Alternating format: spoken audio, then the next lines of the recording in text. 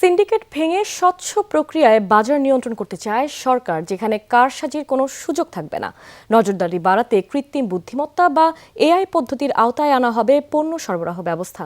সকালে ঈদুল আজহা উপলক্ষে ভ্রাম্যমাণ ট্রাক সেল কার্যক্রমের উদ্বোধনী অনুষ্ঠানে এসব কথা বলেন বাণিজ্য মন্ত্রী খন্দকার আব্দুল মুক্তাদির।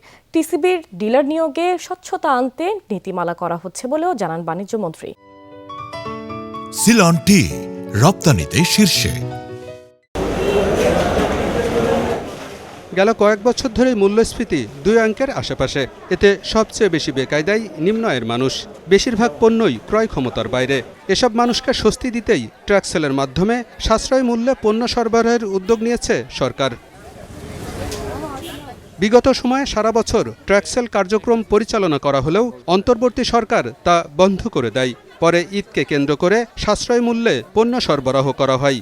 এখনও অব্যাহত রয়েছে সেই ধারা। বাজারে বাড়তি দামের কারণে বরাবরই এ পণ্যে আগ্রহ বেশি নিম্ন আয়ের মানুষের। স্বল্প মূল্যের পণ্য পেতে সকাল থেকেই লাইনে দাঁড়িয়েছেন অনেকে। দোকানে কিনতে গেলে মনে করেন লাগলো অনেক টাকা একটু বেশি লাগে, তা দেখা যাচ্ছে আমরা কমে পাইতে আসি। বাজারে সয়াবিন তেলের চাহিদা অনেক, তো এই জন্য যদি আমরা এখন সয়াবিন তেল, মসুর ডাল, চিনিটা পাই তাহলে আমরা অনেক উপকৃত হব। 2 লিটার তেলের দাম আইতেছে 400-450 টাকা, আমরা পাইতেছি 200 টাকার ভিতরে। দোকান থেকে এখানে অর্ধেক দামে পাচ্ছি। দোকানের মধ্যে এই মালটা ধরেন নিত 800, আর এখানে পাওয়া যায় 400 বা 500 টাকার ভিতরে। আমরা গরিব মানুষ, অসহায় মানুষ, আমরা যে দিতে আছে আমরা তো খাইয়ে বাঁচতে হবে। সোমবার দুপুরে ভ্রাম্যমাণ ট্রাক সেল কার্যক্রমের উদ্বোধন করেন বাণিজ্য মন্ত্রী। বলেন, এবার পণ্যের পাশাপাশি বাড়ানো হয়েছে উপকারভোগীর সংখ্যাও। বিগত সরকারের দেয়া 1 কোটি কার্ডের মধ্যে 59 লাখই ছিল প্রশ্নবিদ্ধ।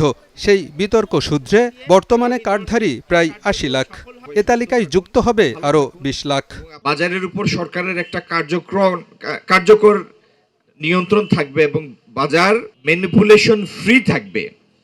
তার জন্য আমরা কতিপয় পন্থা নিচ্ছি। পুরো সাপ্লাই চেইনটিকে আমরা একটা এআই মডেলের মধ্যে নিয়ে আসবো, যাতে সরকার পুরো ব্যবস্থাটি নিবিড়ভাবে পর্যবেক্ষণ করার সুযোগ থাকে সরকারের কাছে।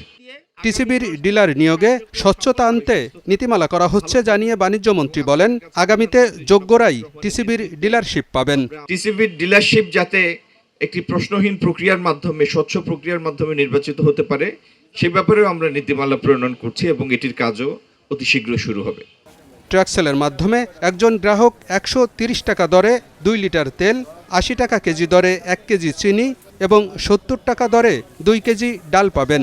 এই কার্যক্রম চলবে আগামী 10 দিন। আলমগীর হোসেন, যমুনা নিউজ, ঢাকা।